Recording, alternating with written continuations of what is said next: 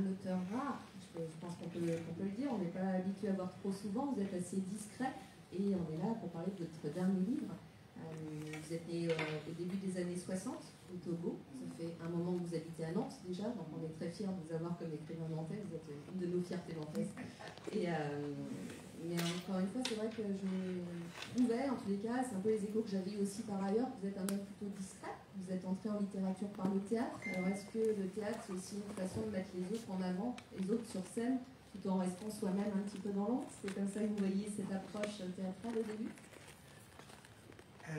Merci pour la question, et puis merci à vous d'être là, et je remercie aussi les organisatrices de ce festival de m'avoir invité. Donc pour revenir à la question du théâtre, en fait j'avais commencé à jouer le théâtre lycéen, troupe de lycée, puis troupe d'université, et puis bon, j'ai compris assez vite que je n'étais pas fait pour être comédien, mais ce qui m'intéressait dans le théâtre, dans le contexte politique dans lequel on était, c'était que ça permettait alors, il faut quand même que je décrive un peu ce contexte politique, un système autoritaire, issu d'un coup d'État sanglant, et donc une administration très rigide, avec une présence de la censure. Rien ne peut être publié sans passer par un bureau qui ne portait pas le nom de censure, sans bureau de censure, mais qui agissait comme tel, que les gens pouvaient décider. C'est un système totalitaire dans le sens où c'est une institution, le parti, l'État, qui décidait de ce qui est vrai, de ce qui est bien, de ce qui est juste. Et donc, c'était impossible de faire usage de sa liberté de plume dans un contexte comme celui-là. Sauf que le théâtre permettait de faire des propositions publiques. Et donc, si on ne peut pas publier, si on écrit un roman, l'existence du roman, l'existence publique du roman passe nécessairement par l'édition. Et donc, par la censure. Et donc, voilà. Mais, alors, sachant aussi qu'on était dans un contexte d'une grande rareté, sinon d'une absence de maison d'édition, de revues, choses comme ça. Donc le théâtre était la scène, parce qu'on a aussi porté de la poésie à la scène, la plupart d'entre nous. Quand on a commencé à écrire, on a écrit de la poésie. Ça permettait l'oralité. Donc le théâtre aussi, parce que ça permet l'oralité, a offert une manière de ruser avec le système. Il était possible de faire exister un texte de façon éphémère, mais on l'a fait exister. Voilà. C'est une première approche qui passe évidemment par l'oralité, dans un contexte de censure, mais après cet aspect éphémère passe aussi par le côté figé, c'est-à-dire que les pièces de théâtre vont être publiées, elles vont exister, elles existent toujours, d'ailleurs pour la plupart on peut les trouver aussi. Comment est-ce qu'on passe alors du théâtre justement à l'écriture du roman, qui est encore une forme à part, qui ne va pas forcément de soi non plus, on a toujours l'impression que c'est un peu monter le panthéon, un petit peu le roman et l'art premier, alors que pas du tout en fait, on se rend compte que dans plein de cultures ça commence par l'oralité, justement par la poésie, par les chants que pratiquait votre mère, auquel on reviendra certainement après. Ça a été un passage qui a été celui de la liberté, ou ça a été une envie d'exister avec une façon un peu plus dense, ou alors de prendre soi-même la parole? J'insiste quand même sur la question sur la discrétion. Voilà. Oui. Je crois que le travail d'écriture, quand j'ai commencé, je ne m'attachais pas spécialement à un genre ou à un autre. Bon, la poésie, ça reste encore aujourd'hui, même si je n'ai jamais publié de recueil de poèmes, ça reste un laboratoire du verbe, ça reste l'endroit où on pratique, où on fait ses gammes. Hein. Je crois que ce que... D'ailleurs, même sans avoir jamais publié de recueil de poèmes, je me considère comme poète. Et parce que dans le type de théâtre que je pratique, que j'ai travaillé pendant une vingtaine d'années avec une compagnie de théâtre qui pratique le théâtre d'objets et de marionnettes, donc qui n'est pas, alors ça ce n'est pas délégué, c'est pas une délégation de ce que j'ai à dire à des acteurs, c'est une délégation à des acteurs qui ensuite eux-mêmes délèguent à des objets, des marionnettes. Alors, est-ce que ça c'est lié à caractère de discrétion? Je serais en peine de le dire. Ça s'est passé comme ça. Ça s'est passé comme ça. Le passage de l'écriture théâtrale à l'écriture de romans, ça n'a pas été vraiment un passage. Quand j'ai commencé à écrire, j'ai commencé à pratiquer tous ces genres-là en même temps. Il se trouve que le contexte, après mon départ du Togo, a été plus favorable à la publication. Donc, j'ai exploré plus la forme du roman. Mais je suis d'accord que en Occident, oui, on considère le roman comme une sorte de genre royal, mais c'est nouveau. Il y a des sociétés dans lesquelles la poésie reste encore le genre royal. Vous dites poète, mais je ne peux que vous donner raison, parce qu'à vous lire, vous avez une écriture qui est extrêmement poétique.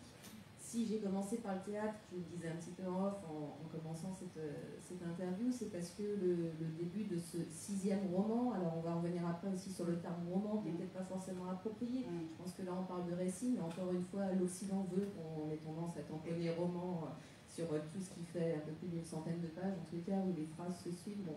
Et étrangement, on pourrait y réfléchir d'ailleurs, mais ça se poursuit pas. Donc on vous retrouve là à Avignon, vous êtes plutôt détendu, mais enfin un peu fatigué, vous vous posez à une terrasse de café, vous recevez un appel qui est celui de votre frère, une voix que vous avez du mal à reconnaître parce que ça fait 20 ans que vous ne l'avez pas reconnu, et vous entendez des bribes, en plus la liaison n'est pas forcément bonne, et puis votre état d'esprit fait que j'ai l'impression qu'il y a beaucoup de choses qui vous tombent dessus, vous entendez maman, hôpital, et là d'un coup il y a plein de choses qui ressurgissent, qui vont ressurgir tout au fil de ce... Alors c'est pas étonnant parce que c'est un texte qui est assez court, relativement court, et pourtant il est extrêmement dense.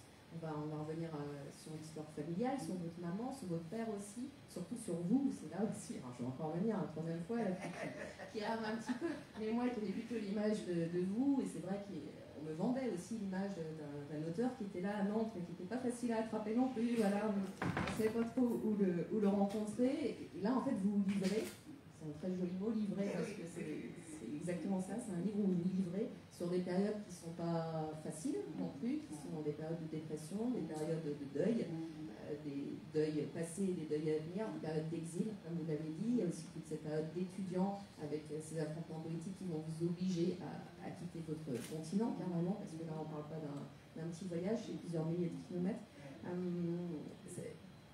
Vous nous avez expliqué comment on passe à une de l'écriture théâtrale au roman. Finalement, la question ne se pose pas, ça sort un petit peu comme ça. Mais là, est-ce que parler de votre mère, est-ce que c'est un livre hommage? Est-ce que c'est un besoin de revenir sur votre histoire familiale? Comment s'est imposé ce livre pour vous?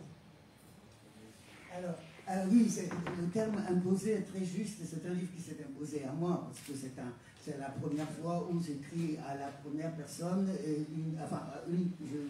Je mets en scène une première personne qui n'est pas fictive, qui est, tout ce qui est dit dans ce livre, c'est du réel, c'est du vécu. Et donc, quand je parle de moi, je mets mon nom, je ne mets pas un autre nom. C'est la première fois où ça se passe comme ça. Je pouvais même... voilà, pour revenir à la discrétion, c'était le passage d'un pôle à l'autre, quoi. Là, effectivement, je me livre, hein. Mais j'étais partie pour écrire une sorte d'autoportrait,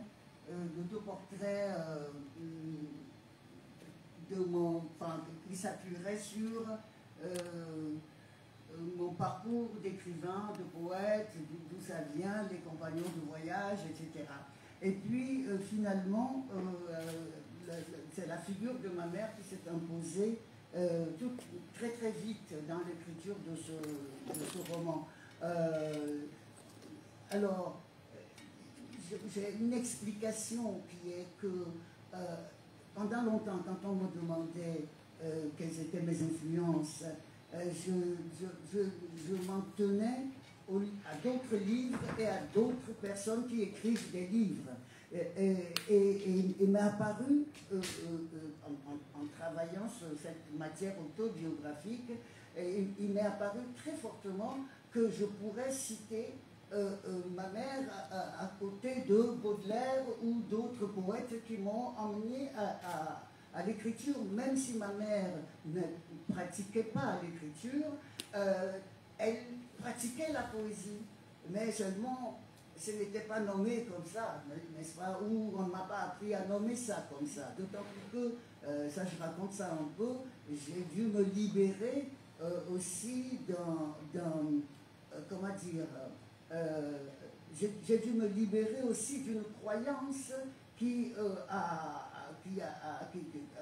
nous a conditionnés, parce que l'école post-coloniale a gardé des pratiques de l'école coloniale.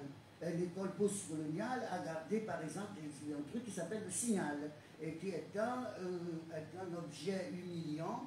Dans mon école, c'était un carré de peau de bouc avec une cordelette autour, et on l'accrochait au cou de l'élève qui avait l'audace de parler sa langue maternelle. Donc, on vient de loin, c'est-à-dire qu'on voulait nous faire comprendre qu'il y avait une hiérarchie entre les langues, et que la langue que j'apprenais à l'école était la langue qui était porteuse de poésie, apte à la science, à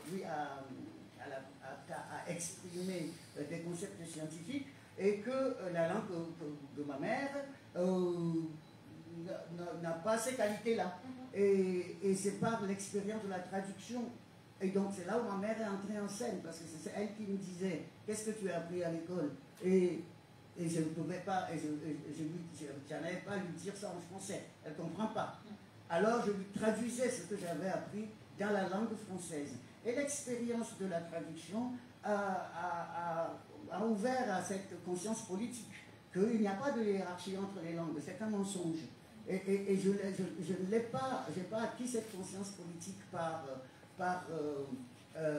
le discours, mais c'est par l'expérience. Moi j'avais 9 ans, j'avais compris ça. Je n'avais pas mis des mots dessus, je mettrai des mots dessus plus tard. Mais j'avais compris que si on pouvait passer d'une langue à l'autre, des concepts, des textes, alors qu'est-ce que c'est que cette histoire de hiérarchie? Donc c'est comme ça que ma mère est entrée en scène, comme la compagne de mon aventure poétique, finalement. Et des choses que j'avais oubliées me sont revenues, comme par exemple, quand je parle de sa pratique de la poésie, c'est qu'elle recevait des chants. C'est que j'étais enfant, moi je suis resté longtemps sur son dos, chose qui déplaisait beaucoup à mon père. Mais et elle chantait, de temps en temps, elle chantait des chants. On marchait, et puis elle se mettait à chanter. On allait au champ, se mettait à chanter, au marché, se mettait à chanter. Et puis, et moi je lui disais, mais tu peux me rechanter la chanson que tu as chantée tout à l'heure? Je me dis, mais quoi, quelle chanson? Elle est partie. Je la chante quand je la reçois, et une fois que je l'ai chantée, elle s'en va. Et c'est la première expérience poétique. C'est qu'elle recevait des chants. Un jour, on m'a posé la question, qu'est-ce que l'inspiration? J'ai pensé à ça. C'est-à-dire que finalement, la première expérience de l'inspiration que j'ai faite, c'est avec ma mère, qui n'écrivait pas. Et donc, voilà, c'est aussi ce lien-là entre la composition. Là, on n'a pas attendu l'écriture pour composer. Et donc, les arts du verbe, on a tort de croire que ça commence avec l'écriture. L'écriture a d'abord fixé des choses. Là, par exemple, si je savais écrire à l'époque, ma mère recevait ses chants, j'aurais pu les fixer. Et si je les fixais, je pouvais les publier. Ça serait un recueil de poèmes. Ben voilà, elle faisait de la poésie éphémère. Voilà. Et c'est comme ça, parce que c'était autoportrait, mon autoportrait en poète. Et je découvrais que dans cet autoportrait, ma mère était centrale. Il y a beaucoup de choses qui ressurgissent. Forcément, vous parlez du signal. Si on est en termes bretonne ou pas, ça peut se discuter. Mais enfin, le signal a aussi été porté par les Bretons. Oui. Quand ils parlaient breton à l'école, on sait aussi comme quoi la hiérarchie dictée par l'homme blanc, malheureusement, s'impose un petit peu partout aussi. Ce qui m'intéresse là, pour le coup, on parlait de ce qui est éphémère et qui sera peut-être détérioré par un passage à l'écrit, peut-être pas, mais ce qui m'intéresse plutôt, c'est tous ces mots sur lesquels vous n'aviez pas les mots, justement. Ça, vous disiez tout à l'heure, c'était la poésie, mais à l'époque, moi, je ne savais pas qu'on pouvait appeler ça poésie. La dépression dont vous parlez aussi, qui va vous frapper après la mort de votre père, parce que vous faites intervenir vos enfants aussi. On est vraiment dans une intimité dans ce livre-là, puisqu'on rentre vraiment dans votre famille aussi. Peut-être que vos enfants vous posent des questions auxquelles vous aviez jusque-là toujours refusé de répondre. Pour une fois, vous avez décidé d'y aller, et puis vous répondez à l'un de vos enfants, dépression. Moi, je ne connaissais pas ce mot-là. Donc c'est drôle aussi, tous ces mots qui finalement n'existent pas, mais sont aussi des choses qu'on perçoit, qu'on ressent. Est-ce qu'on peut tout dire alors finalement, ou est-ce que c'est pas un peu dénaturé de passer à l'écrit ou transposer vos pièces de théâtre à l'écrit? Est-ce que vous n'avez pas l'impression de perdre un peu ce côté magique de l'éphémère, ce côté prophétique parfois qu'on peut retrouver dans l'écriture? Alors, oui, la question des mots qu'on n'a pas pour les choses que l'on vit, c'est une question déterminante, parce que parfois, parce qu'elle est déterminante dans l'aventure de l'écriture. On se met à composer avec les mots, parce que le mot, ou on n'a pas le mot, ou le mot que l'on a ne suffit pas pour dire ce que l'on a.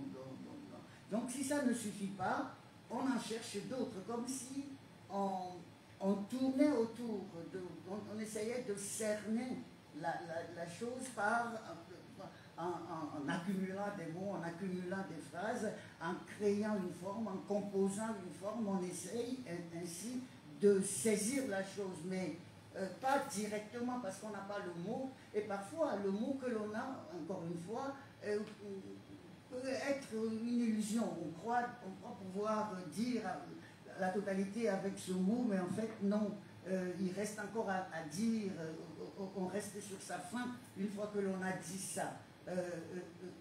Et donc il reste à dire. Et c'est ça que l'on tente de saisir par l'écriture, que ce soit le roman ou la poésie ou le théâtre. Et donc,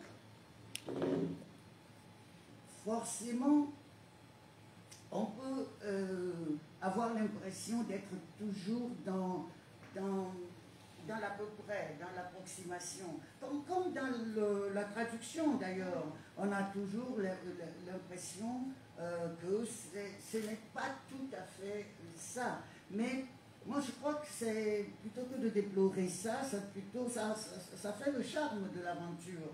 C'est de dire par exemple que après les multiples traductions que nous connaissons des pièces de Shakespeare, demain quelqu'un va débarquer, va nous dire j'apporte la dernière traduction de La Tempête. Alors on dit, bon, quel besoin de retraduire ici, parce que la langue dans laquelle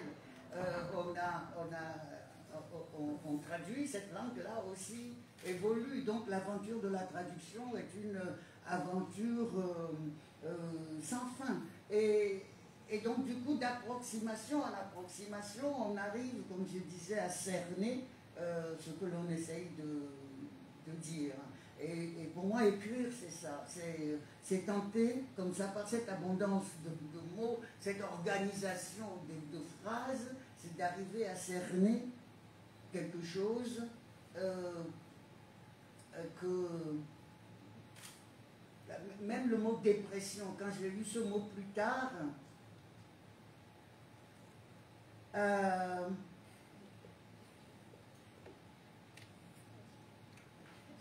si j'avais eu ce mot, ça n'aurait pas empêché, pas empêché, comment dire, ça, si j'avais eu ce mot, ça n'aurait pas eu le même impact que le tâtonnement à travers la poésie de Baudelaire, par exemple, de saisir les choses avec des images de l'obscurité, des gouffres amers, d'angoisse métaphysique comme Baudelaire peut l'exprimer. Moi, il me semble que ça m'a permis, aidé à traverser tout ça qui n'avait pas encore un mot, on va dire, technique, qui s'appelle dépression. Et avoir ce mot au départ n'aurait pas suffi. N'aurait pas suffi. Il y a une question un peu tarte à la crème qu'on pose beaucoup aux auteurs africains, et je suis désolée de la poser encore, bien que ce soit un sujet que vous abordez dans votre livre, c'est forcément la langue française. Ah, oui. Ça peut être la langue anglaise aussi, évidemment, pour les auteurs qui ont été dans des pays colonisés par des pays anglophones. Mais en l'occurrence, c'est pas votre cas. Vous parlez aussi de Baudelaire, donc une langue. Là, votre mère qui ne comprenait pas non plus le français. Enfin, quel rapport? Est-ce qu'on peut avoir quelque chose d'aussi intime qu'une langue? Et pourquoi faire le choix d'écrire dans cette langue? C'est vraiment la question de tarte à la crème qu'on avait vous poser 1 million de fois, mais la question mérite d'être posée. Oui, bien sûr. Bien sûr. Oui. Alors, ce n'est pas... Il y a peut-être un malentendu avec cette histoire de... Il y a peut-être un malentendu. Il n'y a pas de langue de la violence. La violence parle de toutes les langues. C'est-à-dire, il n'y a pas une langue. C'est-à-dire, on ne peut pas dire, par exemple, que l'allemand, c'est la langue du nazisme. Voilà, le français, c'est la langue de la colonisation. Il faut peut-être dire les choses avec un peu plus de nuance.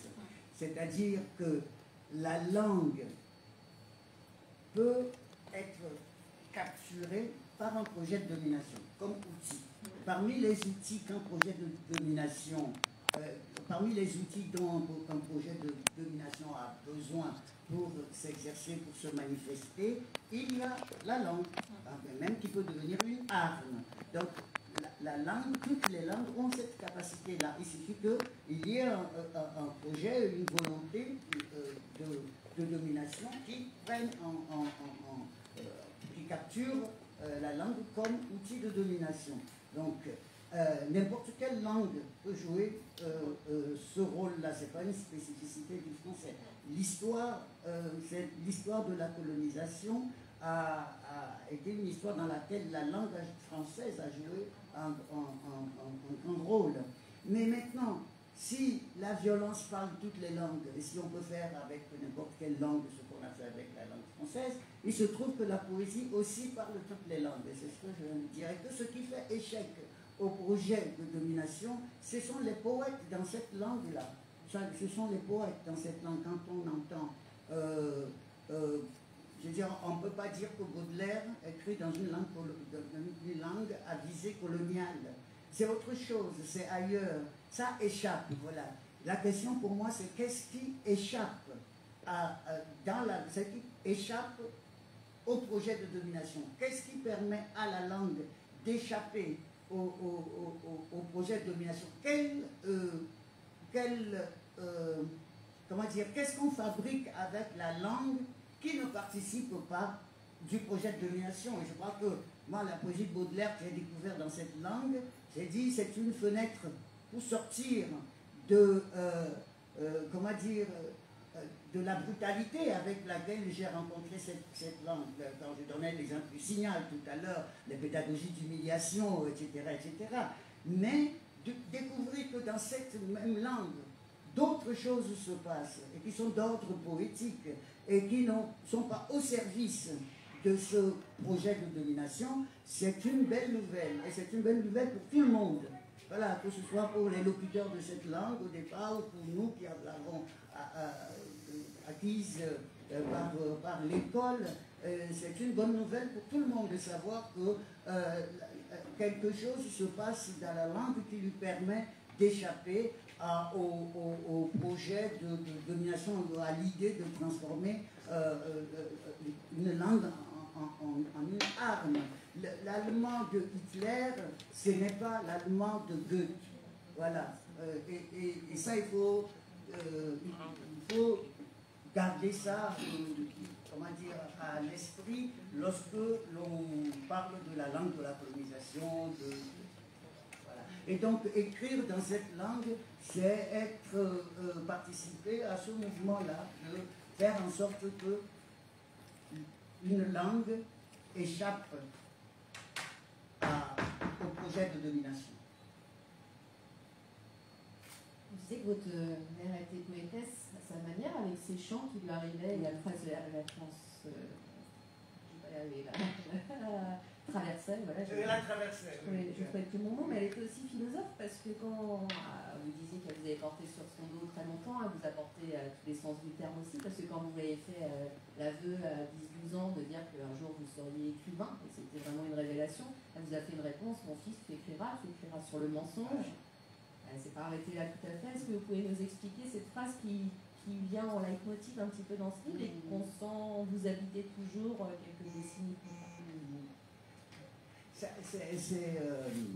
Cette phrase, tu écriras sur le mensonge, ça m'est revenu aussi parce que j'avais croisé un écrivain que j'aime beaucoup, qui est mort maintenant, c'est Imre Kertész, qui a écrit Être sans destin, entre autres. Être sans destin a été porté à l'écran, puis il a fait d'autres choses aussi. C'est un écrivain de langue hongroise.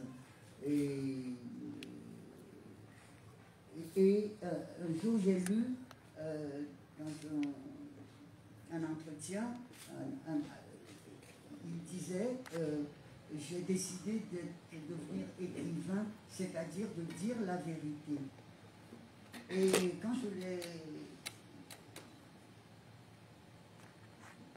je l'ai croisé, j'avais envie de lui poser cette question. Qu'est-ce qu'il voulait dire? Je n'ai pas eu la possibilité de poser la question pour plein de raisons, parce qu'il n'est pas resté longtemps.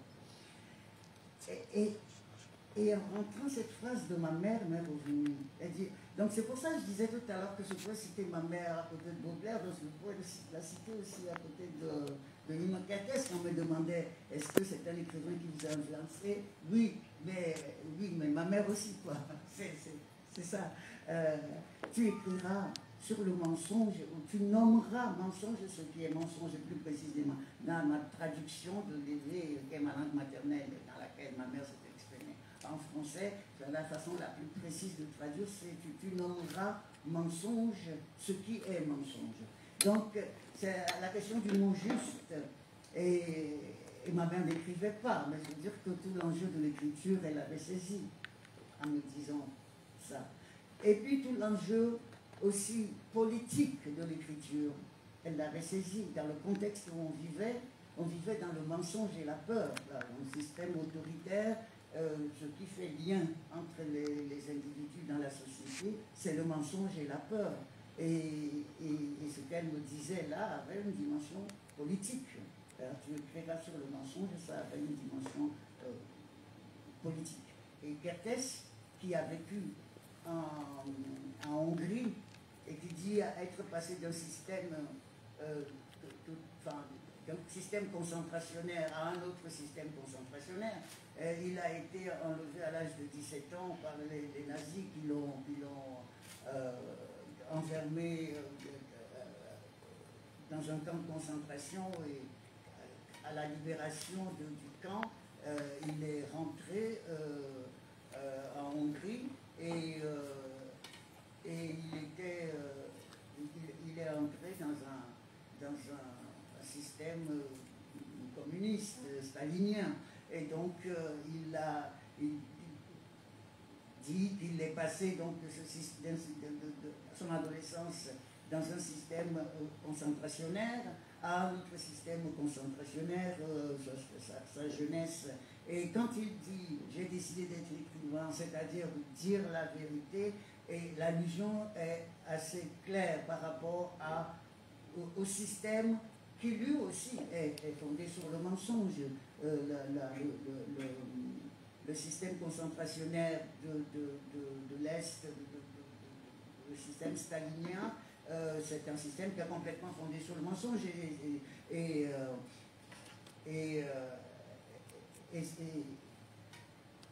Il disait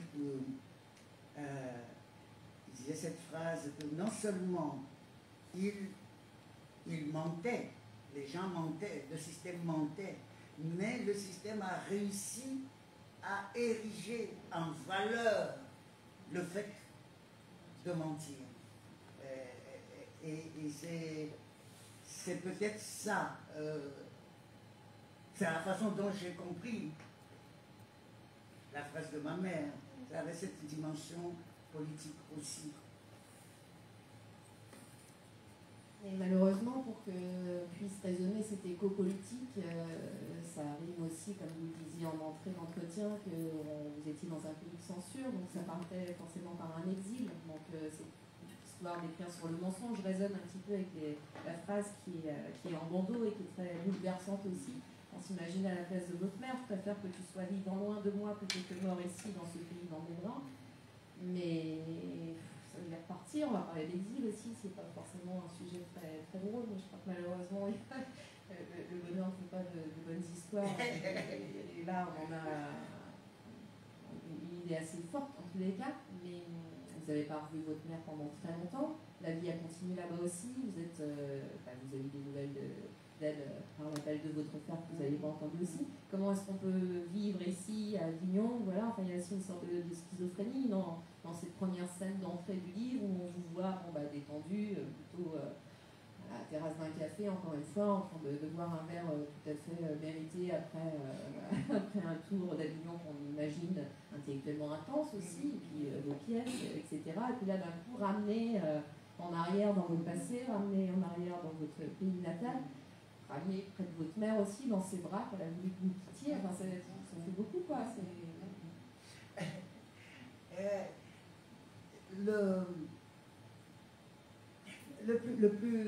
Ce qui a été difficile dans les premiers temps, ce n'était pas. Bon, déjà, cette phrase, je trouvais que c'était comme un gris-gris, quoi. C'était comme quelque chose, un talisman, une chose qu'on porte sur soi, comme une protection. Hein. Je trouvais que il faut de courage à une mère pour vous dire une phrase comme ça.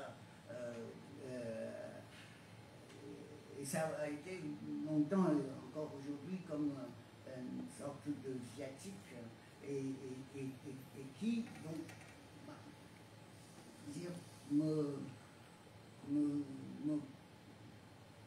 m'encourage à continuer la route, hein, je veux dire, à supporter les choses qui peuvent être insupportables dans l'éloignement, etc. Il y avait comme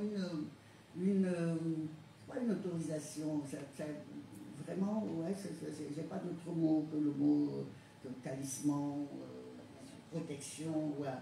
Et donc le sentiment, le premier sentiment en apprenant qu'elle était à l'hôpital et en comprenant assez vite qu'elle allait mourir, c'était, c'est peut-être là, à ce moment-là, que le moment où j'ai compris que ce lien-là allait se couper, que j'ai compris aussi la force de ce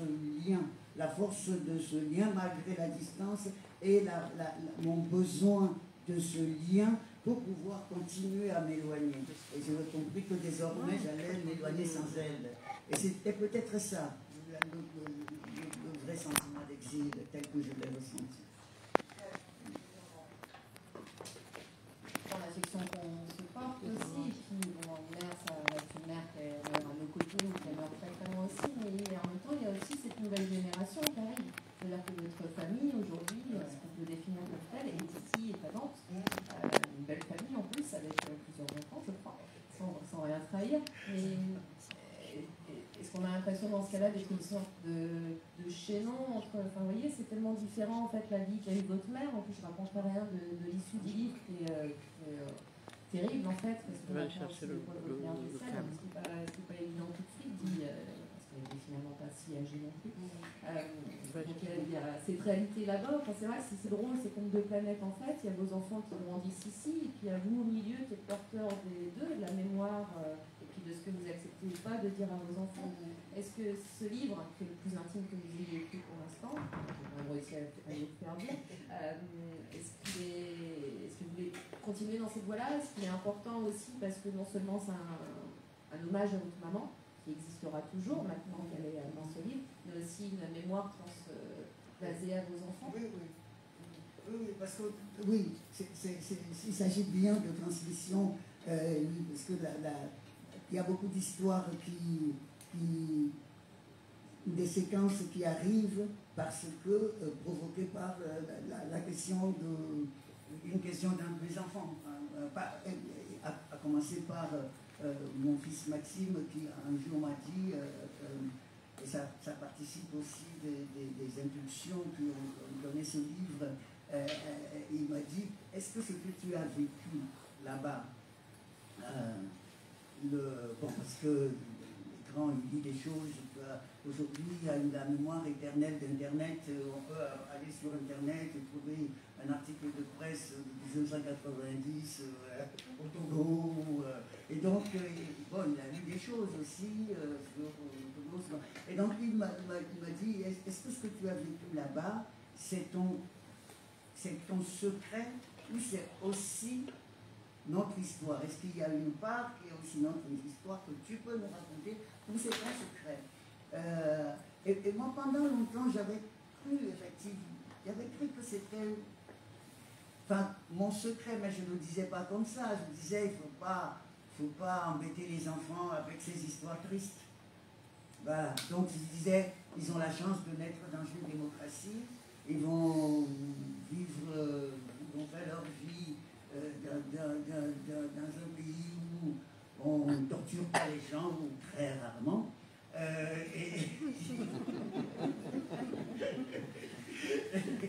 Et donc, je ne vais pas les embêter avec ce qui est déjà même mon passé. Et donc toute cette tristesse-là, si moi j'ai pu l'apporter, je l'apporte pour eux aussi. Ils n'ont pas besoin de ça. Et en fait, je me trompais. C'est une des mères, plusieurs enfants et plusieurs mères m'ont dit que je me trompais. Que c'est des enfants qui vont me demander. Et effectivement, c'est elles qui ont raison. Les enfants, ils ont demandé. Et donc, à partir de cette première question, je me suis rendu compte qu'en fait, ça faisait un moment que les enfants me posaient des questions. Peut-être que j'ai évité certaines, la confrontation avec les questions. Ce livre, ça a été une façon aussi d'accepter toutes ces questions-là et puis d'y répondre. Et d'ailleurs, mon fils Maxime, il a lu ce livre, il a lu ce roman, mais il n'avait pas lu les autres. Et puis il a dit, celui-ci, je vais le lire, et il était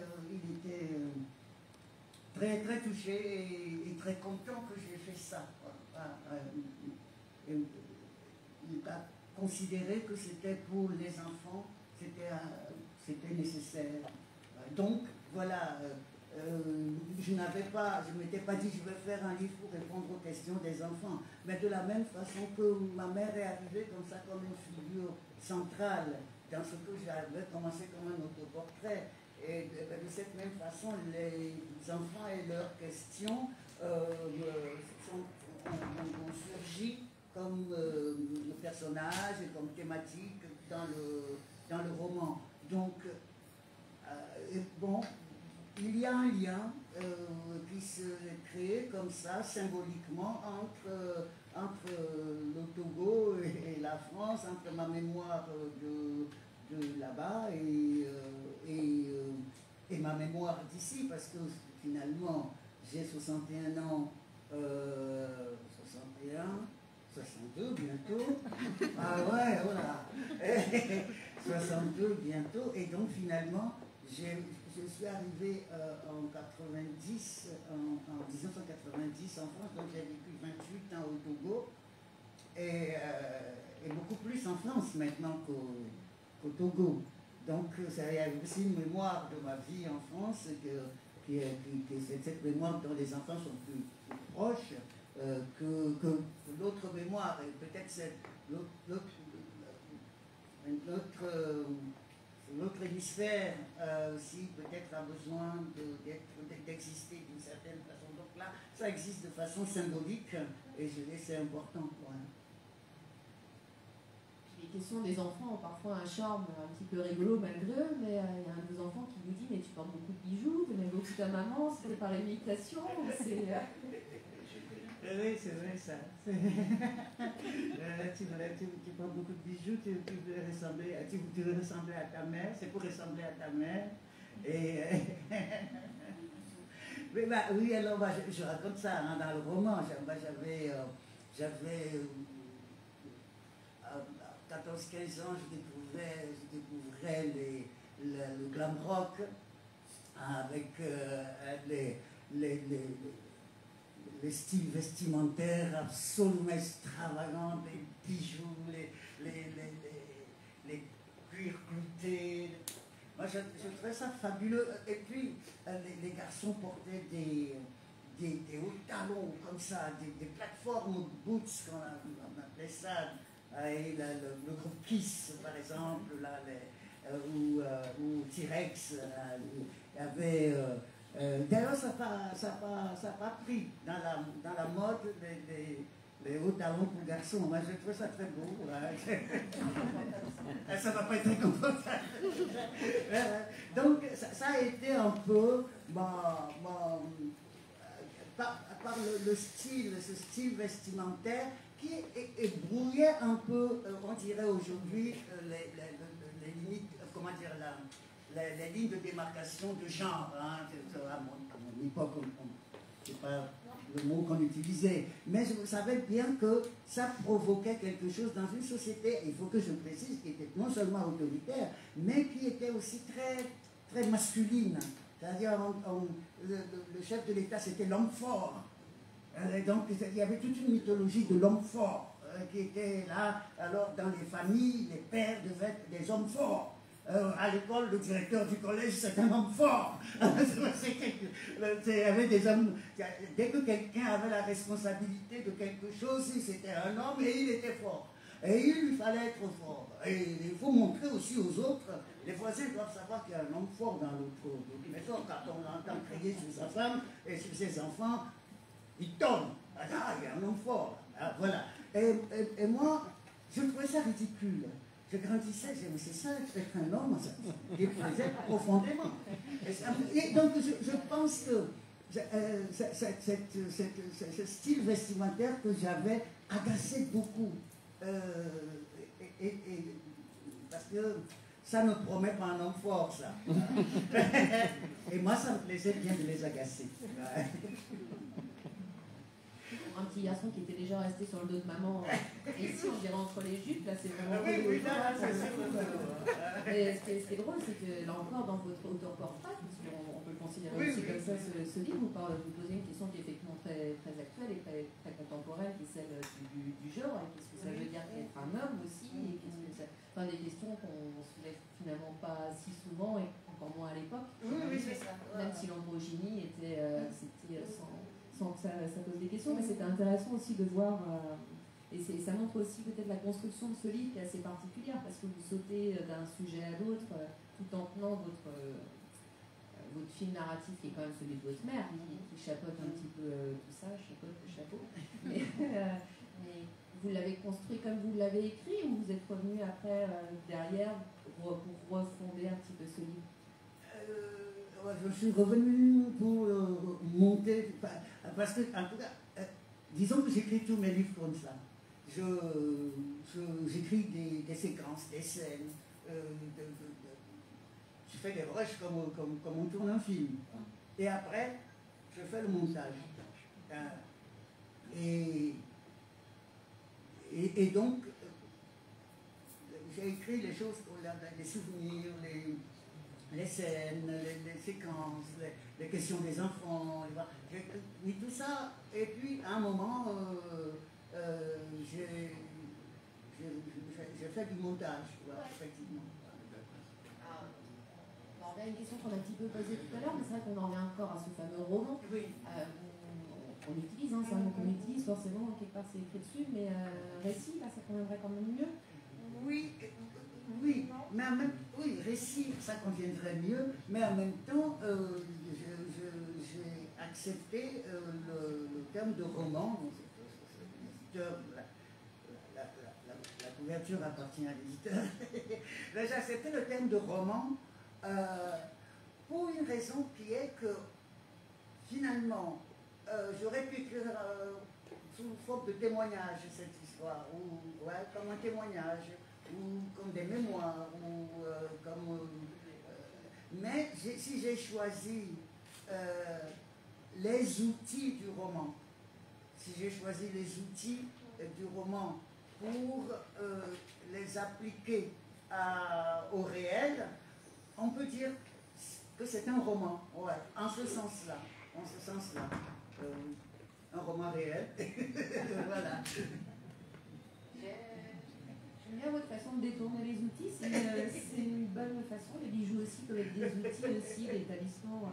Mais cette fresque autobiographique avec plusieurs facettes sur lesquelles on insiste, ça correspond aussi à la théorie des trois visages que vous allez peut-être nous expliquer, si vous voulez bien, une théorie que vous donnez, que vous expliquez aux enfants aussi, aux adolescents que vous êtes amenés à croiser dans les ateliers d'écriture ou quand vous allez en classe, et qui était assez intéressante aussi, parce que là on passe de la théorie en fait, et c'est une autre strate de compréhension et d'explication et de transmission aussi, parce que tout ça c'est comme de la communication d'un individu notre individu, donc je veux bien une explication. Alors, cette théorie des trois visages, je me suis souvent amusé dans mes ateliers d'écriture à poser la question: est-ce que vous connaissez la théorie des trois visages? Alors évidemment, on me répondait non. À quoi je répondais c'est normal, c'est une théorie de tradition orale. Ça n'existe, je ne l'ai écrit nulle part. Maintenant, c'est fait. À l'époque, je l'ai écrite nulle part. Je n'en parle que dans mes ateliers d'écriture, et donc ceux qui sont au courant, c'est ceux qui ont participé ou participent à mes ateliers d'écriture. Mais bon, maintenant c'est écrit.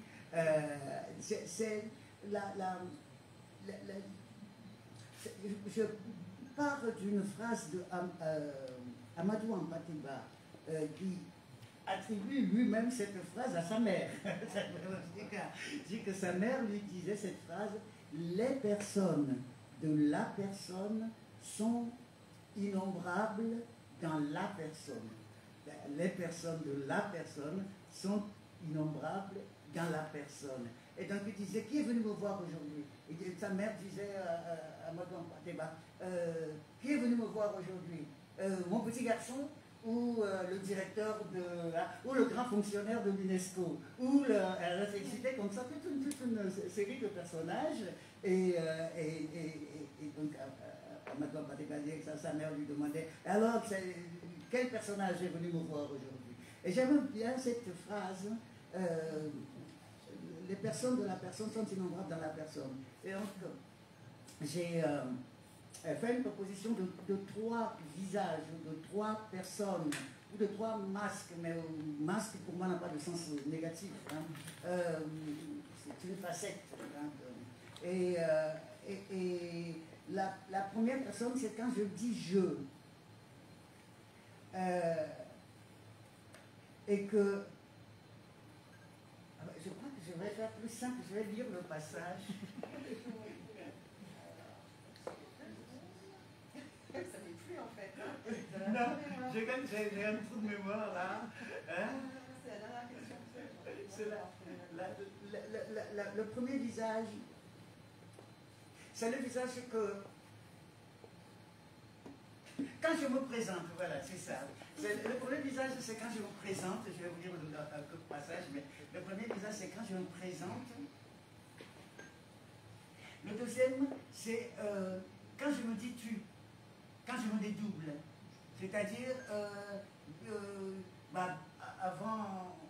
avant de venir m'asseoir ici, je me traque, je regarde, je me mets dans la toilette, et puis je me parle, et puis...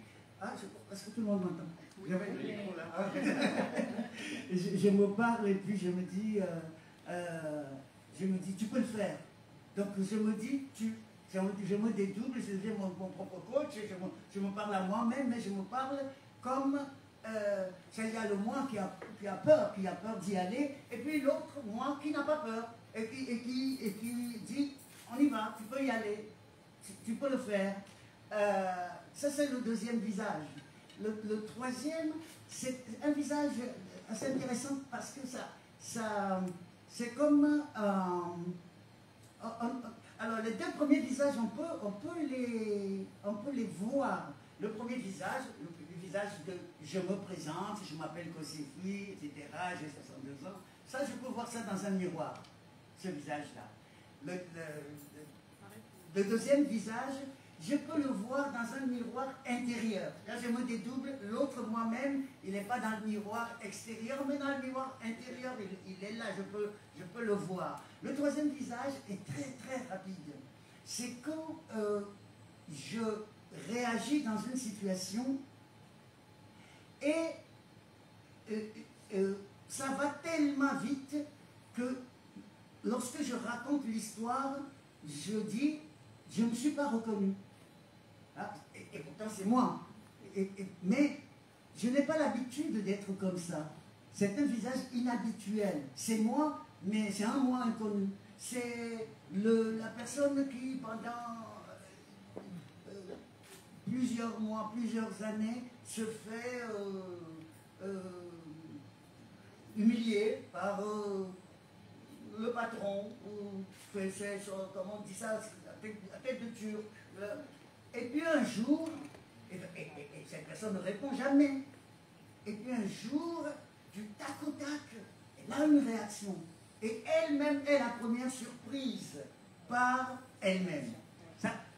Pour moi, c'est le troisième visage. C'est un visage de surprise. C'est notre propre visage, mais nous, ça va tellement vite que, d'ailleurs, pour se voir en train de faire, il faut mettre le film au ralenti. C'est ça, il faut repasser le film au ralenti. Il dit, ben oui, c'est bien moi. C'est bien moi. Donc voilà, c'est ces trois facettes du jeu, parce que c'est toujours jeu, mais ces trois facettes, il y a une facette qui ressemble au tu, et une autre facette qui ressemble au il ou elle, puisqu'on dit cette personne-là qui a fait ça en parlant de soi-même. Et c'est ça les trois visages. Merci aussi, j'espère que je ne vous ai pas fait peur. Et que vous avez raison de ne pas avoir peur. Ça fait quasiment 1 heure qu'on discute. Ouais. J'aimerais bien laisser la parole aussi à notre public qui est extrêmement attentif. Merci. Qui, j'espère, a découvert une facette de dossier écrit que vous ne connaissez pas forcément. Il y a peut-être des questions à poser pour ceux qui ont déjà lu ou qui n'ont pas encore lu aussi.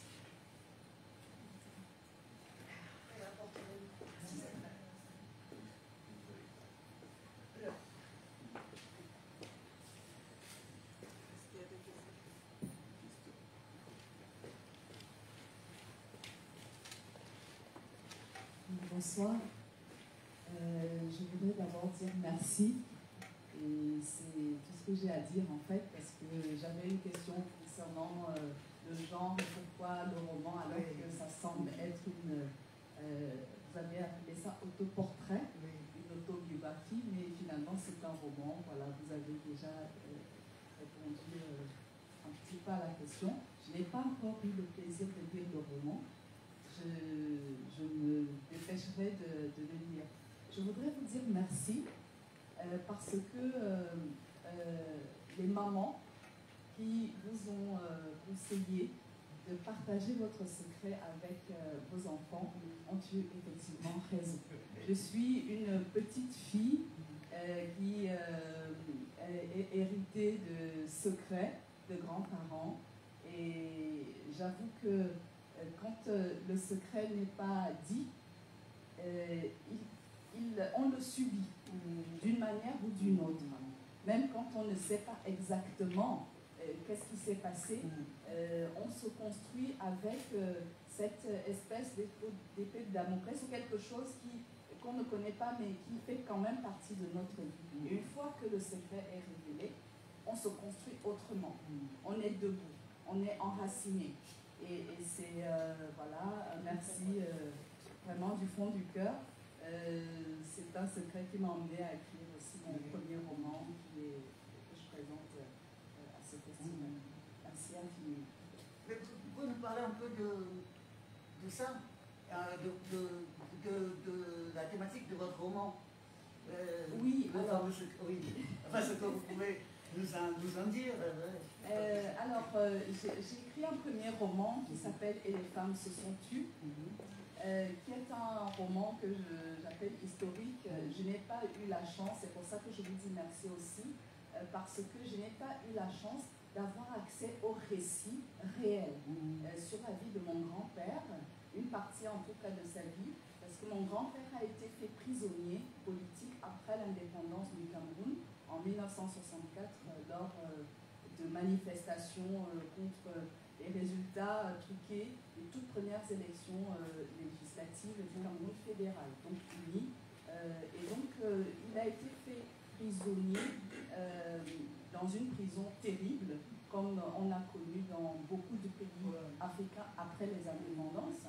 Et c'était vraiment... moi, j'ai grandi, je suis née et j'ai grandi dans la maison de mon grand-père. Et on chuchotait le mot de cette prison.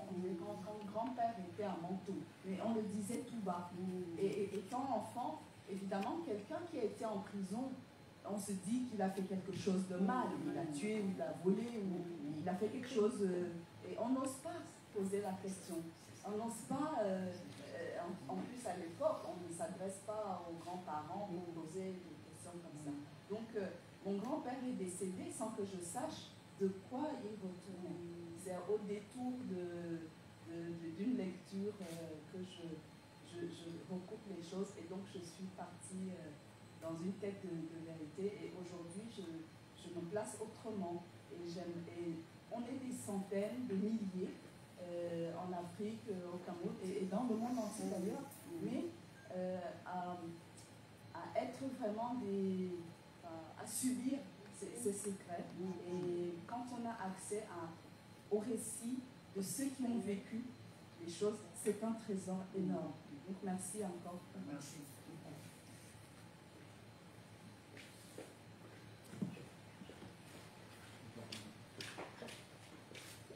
Bonsoir, je suis Nanda. Déjà, merci pour cet échange hyper intéressant. Je n'ai pas encore lu l'ouvrage également. Je me questionnais par rapport aux trois visages. Est-ce que finalement, il n'y aurait pas un quatrième visage, ou peut-être un visage qui s'associerait à l'un des visages? Vous avez parlé du visage éclair là. Oui, voilà, le troisième où on ne se reconnaît pas, on se dit « Ah, mais je ne me suis même pas reconnu ». Et enfin, là, ça me trottait dans la tête, mais le visage, vous voyez les enfants quand ils disent souvent, en se nommant, elle a fait, c'est pas moi, c'est elle qui a cassé l'assiette. Moi je suis Nanda pourtant, mais je dis, ah Nanda elle est forte. Hein. Est-ce que ce serait un autre visage ou ça peut s'apparenter à l'un des visages? Merci.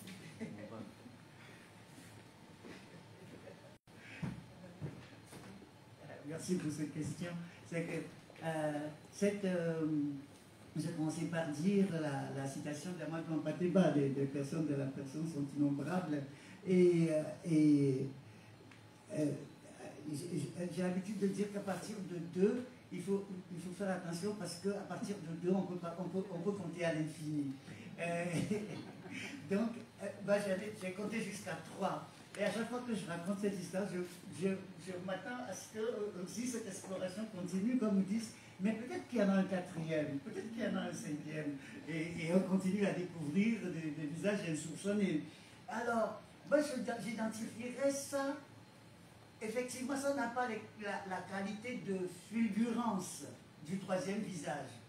Mais comme c'est la 3e personne, c'est comme un mélange de... C'est comme un mélange de 3e visage et de 2e visage. Parce que c'est si je dis, parlant de moi, qu'aussi, non, c'est un autre visage probablement. Je vais creuser la question. Merci beaucoup. On va tous creuser la question. Je crois que ça ne ressemble pas tout à fait au 3e et ça ne ressemble pas tout à fait au 2e. Donc c'est probablement un 4e qu'il faut arriver à définir, qu'il faut arriver à cerner et à définir. Merci. Je vous propose, alors les livres sont là, aussi est là aussi pour les dédicacer. Oui. Et donc je vous propose d'aller poursuivre les échanges de façon un peu plus individuelle aussi.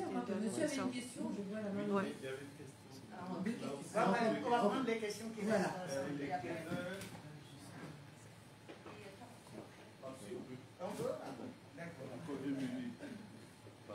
Bonsoir. Et d'ailleurs, on va pas remercier l'auteur pour son ouvrage magnifique, et aussi Amandine qui a bien mené les échanges. Voilà, donc il faut rendre à tous seigneurs tout honneur.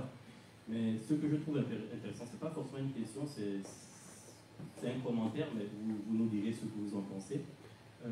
Il y a deux choses qui me touchent souvent, c'est lorsque des auteurs reconnus reconnaissent qu'ils sont d'abord des poètes. Parce qu'aujourd'hui, on a extrêmement de mal à pousser du monde vers la poésie, parce qu'on arrive à cliver. On clive les mondes, on dit, voilà, il y a de la poésie, il y a du roman, il y a autre chose. Mais non, les êtres sont multiformes, c'est différents lieux de l'action. On peut faire énormément de choses en même temps. Et lorsque vous l'avez dit, je me suis dit, ah tiens, mais super, j'espère que c'est pas juste un effet de manche. Et on va voir, au fil de l'échange, tel qu'Amandine l'a mené, on a fini par comprendre qu'avec vos mots, on a vu là le poète, que c'est un poète parce qu'il y a l'insatisfaction métaphysique que l'on sent en vous. Vous posez l'action, vous dites avec honnêteté que c'est la première fois que j'écris à partir d'un je qui est moi. Et là on ressent le poète qui va toujours chercher au fond de lui parce qu'il ne peut pas offrir au monde ce qu'il n'a pas. Donc il faut vraiment qu'il fasse cette plongée-là, comme disait Sartre dans Orphée Noire, hein, il plonge en lui-même. Et ça, c'était intéressant. Et ce qui est encore beaucoup plus intéressant, on a parlé de Baudelaire, je me suis dit, ah oui, ça restait des grands classiques français. Ensuite, on est parti un peu vers l'allemand, et quand vous avez parlé de la langue allemande, et on ne va pas revenir dessus, Nietzsche m'est venu dans la tête comme ça, je ne sais pas pourquoi. Et après, au fil de l'échange, on a parlé de poésie, philosophie et de mer. Je me suis dit, mais tiens, on est vraiment dans Nietzsche, qui est bien reconnu comme un grand philosophe, mais voilà, qui a quand même écrit pour sa mère des poèmes. Voilà, on sait le rôle et c'est là où on voit effectivement cette beauté-là, où la mer, dans la poésie quand même, elle a sa place. Elle est centrale, elle est tutélaire finalement. Et c'est ce que je trouvais intéressant. Et ce qui a été intéressant à la fin, c'est lorsque vous descendez au palais de Viatique, par exemple, la mer est un viatique. Et là, je retourne à Birago-Diop. Je sais qu'il y a un poème qui s'appelle Viatique, avec la calebasse, la mer et le sang. Cette forme d'initiation-là, où, voilà, limite, elle lui dit, tu partiras, tu vas changer les mondes. Mais ça part de là, effectivement. Donc, je ne veux pas être prolixe, mais voilà, je ne sais pas ce que vous en pensez, mais c'est ce qui m'a traversé au cours de l'échange. Voilà. Merci.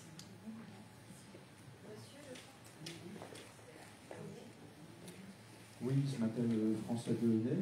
Alors d'abord, merci beaucoup pour votre intervention, ça m'a beaucoup ému, ce que vous avez dit, mais je voudrais revenir sur le début de vos échanges par rapport à la question des langues et à votre rapport aux langues.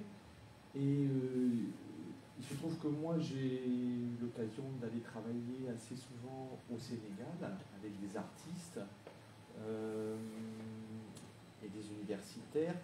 Et j'avais été très très surpris de voir que dans certaines archives, il y avait très peu de livres qui étaient écrits dans les langues africaines. Alors évidemment, ça m'avait interrogé.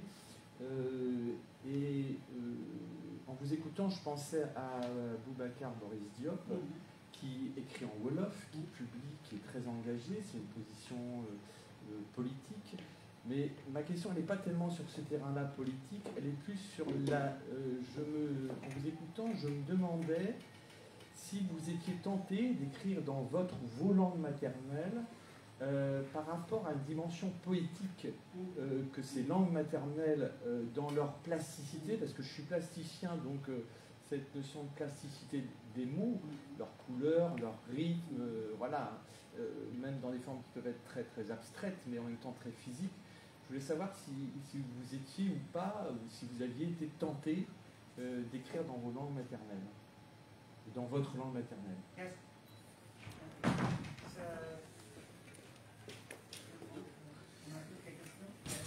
n'y en a pas d'autres? Oui, on fait comme ça. Bonsoir, moi c'est Aïssata. Merci à vous pour ce riche partage. Alors moi j'ai une question concernant le titre de votre livre qui m'intrigue. Donc tout simplement savoir comment il a été choisi et pourquoi. D'accord.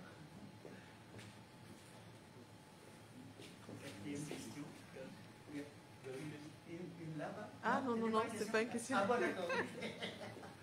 Ok, merci. Alors, pour le titre, Une magie ordinaire. Comment ce titre est arrivé? Et il y a... j'ai entendu un jour le regretté Peter Tosh, le reggaeman, dire qu'il venait, là d'où il venait, c'était très dur. Il fallait multiplier 0 par 0 pour avoir 1. Et moi j'ai l'impression que c'est ce que mes parents ont fait toute mon enfance. Au quotidien, c'est de multiplier 0 par 0 pour avoir 1. Et ça, si ce n'est pas de la magie, qu'est-ce que c'est? C'est-à-dire, voilà, c'est que ceux qui survivent en multipliant tous les jours 0 par 0 pour avoir 1, c'est des sacrés magiciens, des sacrées magiciennes. Et voilà, c'est Peter Tosh avec son 0 par 0 pour avoir 1, qui est l'image de mes parents. Mais de nous, j'ai dit, mais voilà, c'est dans mon souvenir. C'était ça. Donc la vie matérielle était une question de magie au quotidien. Voilà. Et donc c'est pour ça que j'ai appelé ce roman Une magie ordinaire. Alors, oui, j'écris dans ma langue maternelle. C'est moi, je ne publie pas. Pour la simple raison que en France, il n'y a pas de maison d'édition qui publie en EV. J'étais au Togo récemment et j'ai vu que des auteurs, des poètes, je crois même dans le roman ça commence à venir, mais dans la poésie, il y a des recueils qui commencent à être publiés en EV, pas des maisons d'édition locales. De mon temps, il n'y en avait pas. La seule chose qui existait en EV, c'était la Bible. Et puis c'est tout. Peut-être encore un ou deux autres livres. Ouais. Mais moi, il y a une forme. Effectivement, j'étais séduit par une forme poétique qui était une forme de poésie chantée, qui est pratiquée dans ma langue. Et donc, j'en ai beaucoup écouté, parce que aussi la qualité de la langue, c'est pas la langue de tous les jours. C'est vraiment une langue poétique, c'est une qualité de langue qui est travaillée et tout ça oralement. Moi, ça m'intriguait aussi, la composition orale. Parce que comment ils font pour composer sans papier ni rien. Et c'est un chant et c'est un répertoire. Et maintenant, il y a des gens qui enregistrent, qui transcrivent, et donc on a une trace écrite, mais la composition elle-même, elle est complètement orale. Alors, moi, ça m'a impressionné jusqu'à maintenant. À chaque fois que je vais, je demande qui peut m'expliquer, qui peut me faire une démonstration, m'initier. Donc, je pratique ça, mais un peu comme mon jardin secret. Maintenant que je sais qu'il y a des publications, peut-être que je vais tenter de proposer des choses. Mais je vous avoue que les choses que j'ai lues m'ont tellement impressionné que je ne suis pas sûr que je vais être prêt à proposer le texte. En effet, je dois encore travailler, je crois. Voilà, pour ce qui est de l'écriture. Merci pour le commentaire. Effectivement, moi, ce n'est pas une posture. Ce que je pratique, l'écriture que je pratique, c'est la poésie. Et si je dis que j'utilisais les outils du roman pour les appliquer à du matériau de vécu, de réel,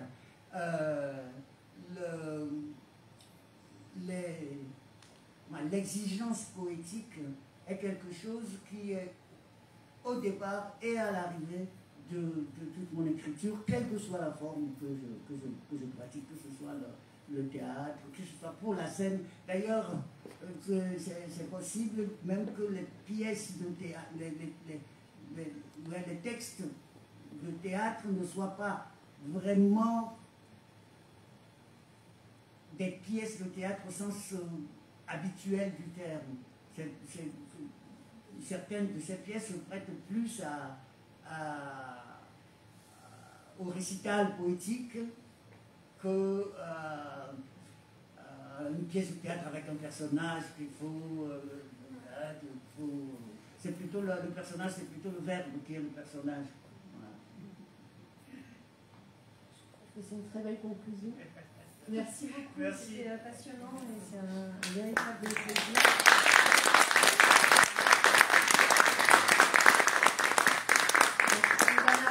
Je vous enjoins, si vous voulez poursuivre la conversation, découvrir le livre qui est là. Juste préciser un peu que on ne vous entend pas. Oui, préciser en fait que pour échanger avec l'auteur, ça sera plutôt dans l'école en fait. Oui. Ouais.